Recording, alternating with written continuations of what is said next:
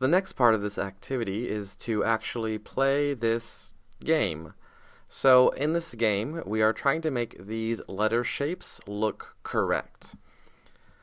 Essentially, the idea is that hopefully you recognize that the way that these letters are created is essentially the same way that we were working with things in Illustrator, right? So we've got points and we've got lines, and these points have handles that help define sort of the curves of these lines.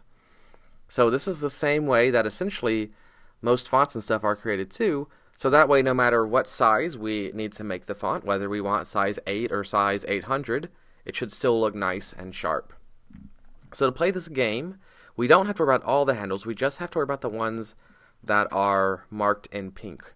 Now if I try moving this left or right, I can't. I can only move it up or down. Later on in the game, well actually the next level, because this is sort of a tutorial, we can actually move it left or right. But this is sort of a clue that you don't necessarily want to. And if you look at all of the lines on this letter, they're all tangent to wherever that point is on the line, right? So we want to keep it tangent pretty much all the time. So if I drag this down, then it will move past the tutorial level and into the actual game. So you have to complete 10. And so as you're playing through this, it gives you a little bit of information about the font as well, including who designed it and when it was released and some of those things. You also see this compare button down here. This is essentially saying that you're done, like you think it looks the way it's supposed to. So let's look at this a little bit. If I pull this out, I can go up or down, right? But that starts to look weird. And if you notice though, all of them are exactly tangent, and so I probably want this to be tangent too, so I'm essentially deciding how far out I want it to go for both of these. So that looks pretty straight, and I think overall that looks pretty decent, right? Now I also have down here hold shift or press alt.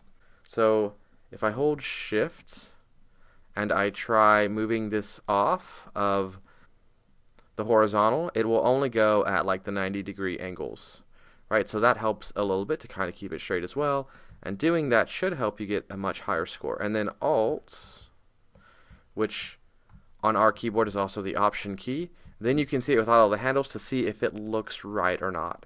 And I think that looks pretty good, but I think maybe this should go out a little bit further. That looks a little bit smoother. So if I hit compare, how did I do? I did okay.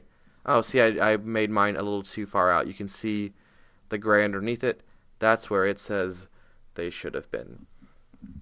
And we can go back and forth to see the original versus mine, right? And it's pretty slight, but that's how it goes. And so then I can press next, and I can try the next one. This one we can tell has a lot more issues, right?